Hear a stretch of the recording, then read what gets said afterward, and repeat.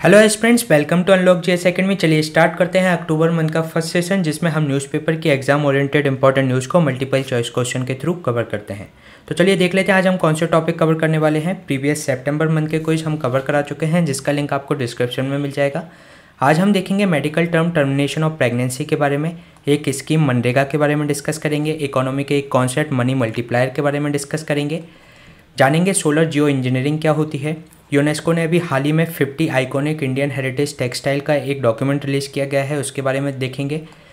And Mediterranean सी पे based एक map based question पर चर्चा करेंगे। तो चलिए स्टार्ट करते हैं। फर्स्ट क्वेश्चन, जो राइट्स ऑफ रिप्रोडक्टिव ऑटोनॉमी है यानी कि प्रजनन स्वायत्ता का अधिकार, उसको कॉन्स्टिट्यूशन के किस आर्टिकल के द्वारा प्रोटेक्शन दिया गया है। इसमें आपके सामने 4 ऑप्शन दिए गए हैं, आर्टिकल 15, आर्टिकल 19, आर्टिकल 21 और आर्टिकल 29। तो चलिए देख लेते हैं इसका आंसर। इसका जो आंसर है वह आर्टिकल 21 है, जिसमें right to life with dignity की बात की गई है। उसी के अंतर्गत राइट ऑफ रिप्रोडक्टिव ऑटोनॉमी यानी कि प्रजनन स्वायत्ता का अधिकार आता है। चलिए देख लेते हैं अभी रिसेंट कॉन्टेक्स्ट के बारे में। अभी सुप्रीम कोर्ट के द्वारा एक सिग्निफिकेंट जजमेंट दिया गया है, जिसमें उन्होंने कहा कि कोई अगर अनमैरिड वुमेन है और उसका जो प्रेगनेंसी अराइज हुई है बाय द कंसेशनल रिलेशनशिप से, और उसकी जो प्रेगनेंसी है 20 से 24 वीक की है और वह उसको अबॉर्ट कराना चाहती है, तो वह मेडिकल टर्म प्रेगनेंसी एक्ट के तहत करवा सकती है। इससे रिलेटेड इशू की अगर हम बात करें तो इशू ये था कि जो मेडिकल टर्मिनेशन प्रेगनेंसी जो एक्ट है, उसका जो रूल 3B है, जो कि कैटेगराइज करता है कि कौन सी वूमेन है जो प्रेगनेंसी को 20 से 24 वीक की टर्मिनेट करा सकती हैं। तो इसमें इशू ये था कि अनमैरिड वुमेन भी उसमें शामिल हैं या नहीं। तो इसी के रिगार्डिंग सुप्रीम कोर्ट ने ये जजमेंट दिया है कि अनमैरिड वुमेन भी 20 से अगर 24 वीक का अगर उनके जो प्रेगनेंसी अबॉर्ट कराना चाहती हैं, तो वह मेडिकल टर्मिनेंसी प्रेगनेंसी एक्ट के तहत करवा सकती हैं। इसके अगर हाइलाइट्स की बात करें तो सुप्रीम कोर्ट ने यह कहा कि जो वुमेन है, अनमैरिड वुमेन है या सिंगल वुमेन है, उसको 20 से 24 वीक की अगर प्रेगनेंसी अबॉर्ट कराना चाहती है, तो अगर उसको रोका जाता है तो वह उसके अधिकार यानी कि राइट ऑफ रिप्रोडक्टिव ऑटोनॉमी, जो कि आर्टिकल 21 के अंतर्गत आता है, जो कि right to life with dignity की बात करता है, एंड जो राइट टू इक्वलिटी जो before the law and equal protection की जो बात है आर्टिकल 14 में कही गई है, उसका वायलेशन होगा। इसके अलावा इसमें जो माइनर के लिए कहा जाता है कि उनकी किसी भी तरीके की आइडेंटिटी को डिस्क्लोज नहीं किया जाएगा अथॉरिटी के द्वारा। उसी प्रकार से MTP एक्ट में भी जो अनमैरिड वुमेन है उनके लिए है कि डॉक्टर और जो पुलिस है वे इनकी आइडेंटिटी को डिस्क्लोज नहीं करेंगी। साथ ही साथ जो वर्ड यूज किया गया है सेक्सुअल असॉल्ट और रेप, जो MTP एक्ट के अंतर्गत इसमें इंक्लूड किया गया है कि हस्बैंड अगर किसी तरीके का सेक्सुअल असॉल्ट करता है, किसी तरीके का ऐसा एक्ट करता है या रेप कमिट करता है, तो वह भी इसके अंतर्गत शामिल किया गया है। इसके अलावा जो MTP एक्ट है 1971 में आया था, लेकिन 2021 में उसमें कुछ संशोधन किए गए हैं। वह संशोधन हम देख लेते हैं। जो 1971 का जो एक्ट था वो अप्लाई था ओनली मैरिड वुमेन पे, लेकिन जो अभी 21 में जो संशोधन किया गया है उसमें अनमैरिड वुमेन को भी शामिल कर लिया गया है। साथ ही साथ जो जेसेशनल जो एज लिमिट थी वो 20 वीक थी, चाहे किसी भी तरीके की कैटेगरी हो। लेकिन अब क्या कर दिया गया है, उसको कैटेगराइज किया गया है कि अगर 24 वीक को भी टर्मिनेट करा सकते हैं अगर वो रेप सर्वाइवर है तो, और अगर 24 वीक से भी ज़्यादा वह टर्मिनेट करा सकते हैं यदि कोई फैटल एबनॉर्मलिटीज़ है और माँ की जान को खतरा है तो। इसके अलावा इसमें मेडिकल प्रैक्टिशनर का ओपिनियन की बात की गई है। यदि पहले क्या था कि 12 वीक की अगर मेडिकल प्रेगनेंसी को आप टर्मिनेट कराना चाहते हैं तो एक मेडिकल प्रैक्टिशनर की आपकी ओपिनियन की ज़रूरत होती थी, जबकि 20 वीक के लिए आपको 2 मेडिकल प्रैक्टिशनर का ओपिनियन रिक्वायरमेंट होता था। लेकिन अब क्या कर दिया गया है कि जो 20 वीक है उसके लिए आपको एक मेडिकल प्रैक्टिशनर की रिक्वायरमेंट होगी, जबकि 20 से 24 वीक के लिए 2 मेडिकल प्रैक्टिशनर की, और यदि 24 वीक से भी बियॉन्ड आपको प्रेगनेंसी टर्मिनेट कराना है तो उसके लिए मेडिकल बोर्ड का अप्रूवल लगता है। इसके अलावा जो वुमेन से संबंधित जो कॉन्फिडेंशियल इन्फॉर्मेशन होती है, अगर उसको कोई ब्रीच करता है तो पहले जो फ़ाइन था वो 1000 रुपये था, लेकिन अब क्या कर दिया गया है उसमें 1 साल की इम्प्रिजनमेंट यानी कि कैद को भी जोड़ दिया गया है। ये था हमारा question medical termination and pregnancy act पर। तो चलिए चलते हैं next question. Next question MNREGA scheme से संबंधित है, जिसके रिगार्डिंग आपको 3 स्टेटमेंट दिए गए हैं। इसमें से आपको करेक्ट स्टेटमेंट फाइंड आउट करना है। फर्स्ट स्टेटमेंट में कहा गया है कि जो मनरेगा 2005 में आया, जो कि bottom up right based program जो कि प्रोवाइड कराता है गारंटेड एम्प्लॉयमेंट। सेकेंड स्टेटमेंट में कहा गया है कि जो 60% ऑफ द स्कीम है एलोकेशन है वो यूटिलाइज किया जाना चाहिए एग्रीकल्चर एंड अलाइड सेक्टर्स में। थर्ड स्टेटमेंट में कहा गया है कि जो मनरेगा है एक सेंट्रली सेक्टर स्कीम है। तो चलिए जान लेते हैं इसके बारे में। इसमें जो फर्स्ट स्टेटमेंट में बात की गई है कि ये 2005 में bottom up right based program के तहत आया था गारंटेड एम्प्लॉयमेंट के लिए, तो ये करेक्ट स्टेटमेंट है। साथ ही साथ एक गाइडलाइन है जिसके अंतर्गत 60% ऑफ द स्कीम का जो एलोकेशन है वो आपको यूटिलाइज करना होगा एग्रीकल्चर एंड अलाइड एक्टिविटीज़ के लिए, तो ये स्टेटमेंट भी करेक्ट है। लेकिन जो थर्ड स्टेटमेंट में जो बात की गई है कि ये सेंट्रली सेक्टर स्कीम है, तो ये रॉन्ग स्टेटमेंट है क्योंकि ये एक सेंट्रली स्पॉन्सर्ड स्कीम है जिसमें स्टेट को भी अपना कॉन्ट्रीब्यूशन करना होता है। तो इसलिए जो इसका आंसर हो जाएगा सी 1 and 2 ओनली।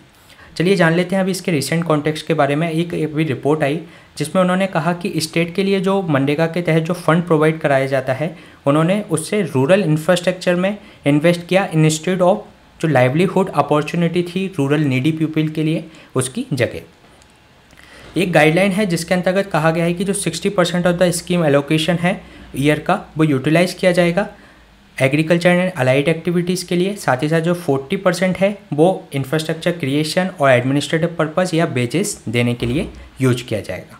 इसके अलावा हम मनरेगा के बारे में जान लेते हैं। जो मनरेगा है 2005 में आया, ये एक bottom up people center demand driven self selecting and right based program है जो कि प्रोवाइड कराता है गारंटी एम्प्लॉयमेंट। ये इम्प्लीमेंट किया गया है ऑल रूरल डिस्ट्रिक्ट के अंतर्गत इन कंट्री। साथ ही साथ जो मनरेगा है उसका जो ऑब्जेक्टिव है वह है कि लाइवलीहुड लोगों को आजीविका की सुरक्षा देना इन अ रूरल एरिया और उनको 100 दिन का 100 डेज़ का गारंटेड बेजेस एम्प्लॉयमेंट उनको प्रोवाइड कराना एक फाइनेंशियल ईयर में।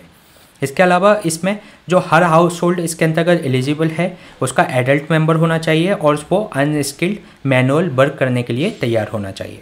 इसके अंतर्गत जो रिसोर्स ट्रांसफ़र किए जाते हैं सेंटर टू स्टेट वे राज्यों की डिमांड के आधार पे एम्प्लॉयमेंट की डिमांड के आधार पर किए जाते हैं। इसके अंतर्गत पब्लिक वर्क्स परफॉर्म किए जाते हैं मनरेगा स्कीम के तहत, जैसे कि water conservation, water harvesting, irrigation purposes के लिए। इसके अलावा इसके सैलिएंट फीचर्स की बात करें तो इसमें ग्राम सभा को काफ़ी पावर दी गई है और जो पंचायती राज इंस्टीट्यूशन है इसके अंतर्गत मजबूत किया गया है। जो ग्राम सभा है उसके पास इतनी पावर है कि वह डिस्ट्रिक्ट पंचायत के किसी भी प्रपोजल रिकमेंडेशन को रिजेक्ट कर सकती है, उसको एक्सेप्ट कर सकती है। साथ ही साथ जो मनरेगा जो स्कीम बनाई गई है इसमें अकाउंटेबिलिटी सभी लोगों की फिक्स की गई है।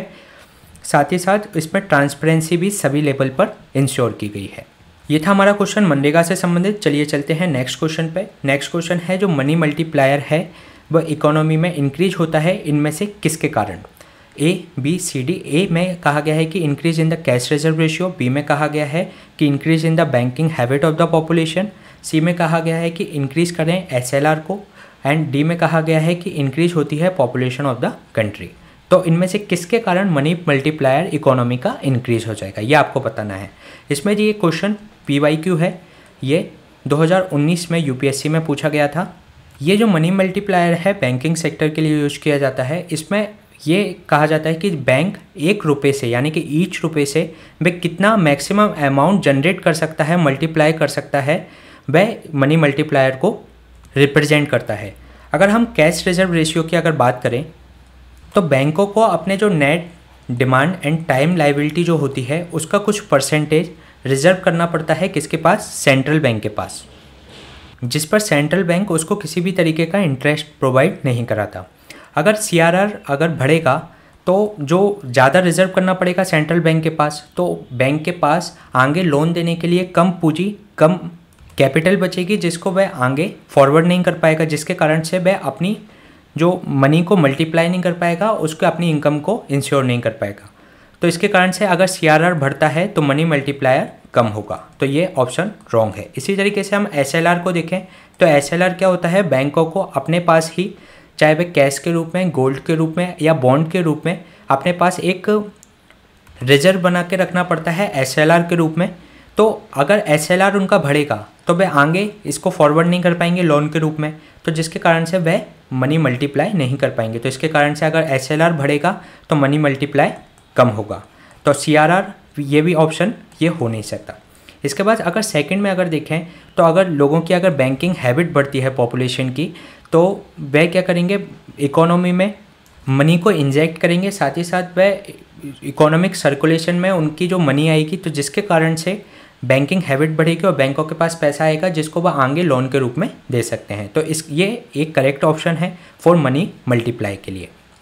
इसके अलावा जो डी ऑप्शन में बात की गई है कि पॉपुलेशन का बढ़ना, इससे कोई संबंधित नहीं है, तो ये ऑप्शन भी इसमें नहीं हो सकता। चलिए जान लेते हैं इसके बारे में। जो मनी मल्टीप्लायर है, जो मैक्सिमम अमाउंट कहा जाता है M3 मनी को, ब्रॉड मनी के रूप में, ये एक बैंक, कॉमर्शियल बैंकों का एक फिक्स्ड अमाउंट होता है कि वह ईच रुपये से कितना मैक्सिमम अमाउंट मनी का जनरेट कर सकते हैं। यदि ज़्यादा से ज़्यादा पीपल लिंक होंगे बैंकिंग सिस्टम से, तो उनमें बैंकिंग हैबिट बढ़ेगी, जिसके कारण से मोर मनी इन्फ्यूज होगी इन बैंकिंग इकोनॉमी में, जिससे वह आगे लोन फॉरवर्ड कर सकता है, क्रेडिट दे सकता है, जिससे इकोनॉमिक एक्टिविटी बढ़ेगी, जो कि मनी मल्टीप्लायर को बढ़ाएगी इकोनॉमी के अंतर्गत। इसके अलावा हम इसमें कुछ टर्म्स देख लेते हैं। इसमें कुछ टर्म्स होती हैं M1, M2, M3 and M4। M1 जो है वो रिप्रेजेंट करता है जो कि करेंसी है। करेंसी चाहे वो नोट के रूप में हो सकती है, कॉइन के रूप में हो सकती है, प्लस जो डिमांड डिपॉजिट है इन बैंक्स। डिमांड में कौन से आ जाते हैं? आपका करेंट अकाउंट और आपका सेविंग अकाउंट, ये आपके डिमांड डिपॉजिट के अंतर्गत आते हैं। तो जो करेंसी है प्लस जो डिमांड डिपॉजिट है इन बैंक, तो वो रिप्रेजेंट करता है M1 को। जबकि M2 है, उसमें M1 तो ये रहेगा, साथ ही साथ जो सेविंग डिपॉजिट है कहाँ पर? पोस्ट ऑफिस बैंक के अंतर्गत, वह इसके अंतर्गत आते हैं। जबकि जो M3 है उसमें M1 प्लस जो नेट टाइम डिपॉजिट बैंक का है। नेट टाइम डिपॉजिट में जैसे कि आपका फिक्स डिपॉजिट या रिकरिंग जो अकाउंट होते हैं वह इसके अंतर्गत आते हैं। तो M1 plus net deposit of bank, तो ये M3 को रिप्रेजेंट करते हैं। जबकि M4 क्या होता है? जो M3, ये सभी चीज़ें इसमें आ जाएंगी। साथ ही साथ जो टोटल डिपॉजिट है पोस्ट ऑफिस सेविंग्स में, वह, लेकिन इसमें क्या छोड़ते हैं? नेशनल सेविंग्स सर्टिफिकेट को। और इसमें जो M1 और M2 होता है ये नैरो मनी को रिप्रेजेंट करता है, जबकि जो M3 और M4 होता है ये ब्रॉड मनी को रिप्रेजेंट करता है। और जो M3 है वह एक मोस्ट कॉमनली यूज्ड मेजर है जो कि मनी मल्टीप्लायर के रूप में यूज किया जाता है। अगर हम लिक्विडिटी की बात करें तो M1 से M4 तक जाएंगे तो लिक्विडिटी कम होती जाती है, लेकिन अगर M4 से M1 की तरफ आएंगे तो लिक्विडिटी इंक्रीज होती जाती है। क्योंकि लिक्विडिटी वो होती है कि आप उसको कितनी जल्दी से इनकैश कर सकते हैं। जैसे कि आपके हाथ में अगर कैश है या कॉइन्स हैं तो उसको आप तुरंत प्रभाव से उसको खर्च कर सकते हैं, तो ये एक लिक्विड नेचर को बताता है। तो ये था हमारा क्वेश्चन मनी मल्टीप्लायर से संबंधित। चलिए चलते हैं नेक्स्ट क्वेश्चन पे। नेक्स्ट क्वेश्चन सोलर जियो इंजीनियरिंग से संबंधित है, जिसके रिगार्डिंग आपको 3 स्टेटमेंट दिए गए हैं। फर्स्ट स्टेटमेंट में कहा गया है कि ये टर्म यूज की जाती है for describe the group of technology को जो कि काउंटर एक्ट करती हैं टेम्परेचर राइज के लिए। सेकंड में कहा गया है कि इसका जो एम है वो रिड्यूस करना amount of the greenhouse gases को in the atmosphere. Third statement में कहा गया है कि जो क्लाउड थिनिंग है वो रिमूव कर देती है सिरस क्लाउड को फ्रॉम द एटमॉस्फेयर। तो इसमें आपको करेक्ट स्टेटमेंट फाइंड आउट करना है। तो चलिए देख लेते हैं इसके आंसर को। इसमें जो फर्स्ट स्टेटमेंट में बात की गई है कि ये टर्म यूज की जाती है for describe group of technology को जो कि काउंटर एक्ट करते हैं टेम्परेचर राइज के लिए, तो ये करेक्ट स्टेटमेंट है। सेकेंड स्टेटमेंट में जो बात की गई है कि ये इसका जो एम है reduce the amount of greenhouse gas, तो ये रॉन्ग स्टेटमेंट है क्योंकि इसका aim reduce the greenhouse gas नहीं बल्कि इसको ग्लोबल वार्मिंग का जो इफेक्ट है उसको कम करना है। इसके अलावा थर्ड स्टेटमेंट में जो क्लाउड थिनिंग की जो बात की गई है ये रिमूव करता है सिरस क्लाउड को फ्रॉम द एटमॉस्फेयर, तो ये करेक्ट स्टेटमेंट है। इसके लिए जो इसका आंसर हो जाएगा C 1 and 3 ओनली। चलिए जान लेते हैं इसके बारे में। जो सोलर जियो इंजीनियरिंग है ये सोलर रेडिएशन मैनेजमेंट के रूप में भी SRM के रूप में भी जाना जाता है। ये टर्म यूज की जाती है for describe the group of hypothetical technologies को जो कि इन द थ्योरी में ही है, अभी हाइपोथेटिकल है, इनको अभी यूज नहीं किया गया है। ये काउंटर एक्ट करती हैं जो ग्लोबल वार्मिंग हो रही है, टेम्परेचर राइज हो रहा है, उसको काउंटर एक्ट करने का ये काम करती हैं। और ये प्रयास करती हैं जो मोर सनलाइट जो अर्थ पर आ रही है उसको रिफ्लेक्ट कर दिया जाए। इसके अलावा जो सोलर रेडिएशन मैनेजमेंट जो टेक्नोलॉजीज़ हैं ये थ्योरेटिकली ये ग्लोबल वार्मिंग को कम करने का प्रयास करती हैं, ना कि reduce the amount of greenhouse gases को। इसके अलावा अगर हम बात करें तो हीट बजट की, एक अर्थ का एक अपना हीट बजट है जिसमें 100 अगर यूनिट सोलर रेडिएशन आती है तो उसमें से जो 35 यूनिट होती है वह उसको रिफ्लेक्ट कर देता है, जबकि जो 65 यूनिट होती है वह उसको एब्जॉर्ब करता है। तो सोलर रेडिएशन जो मैनेजमेंट जो टेक्नोलॉजी है वो ये प्रयास करती है कि जो 65 यूनिट को भी रिड्यूस किया जाए, जिससे कि जो ग्लोबल वार्मिंग का इफेक्ट है अर्थ के ऊपर उसको कम किया जा सके। इसके अलावा इसमें जो कौन कौन सी सोलर टेक्नोलॉजीज़ हैं उनके बारे में देख लेते हैं। स्ट्रेटोस्फेरिक एरोसोल इंजेक्शन टेक्नोलॉजी, जिसके अंतर्गत जो हमारी जो 4 लेयर हैं, troposphere, stratosphere, mesosphere and ionosphere, उसमें स्ट्रेटोस्फेरिक रीजन में एक एरोसोल का इंजेक्शन किया जाएगा। जो एरोसोल क्या है, एक टाइनी पार्टिकल्स हैं, रिफ्लेक्टिंग पार्टिकल हैं, जो कि जो सोलर एनर्जी उस पर पड़ेगी तो वह उसको वहीं की वहीं रिफ्लेक्ट कर देगा, जो कि उसके अपर एटमॉस्फेयर को कूल करने का काम करेगा। तो सेकंड में है मरीन क्लाउड ब्राइटनिंग।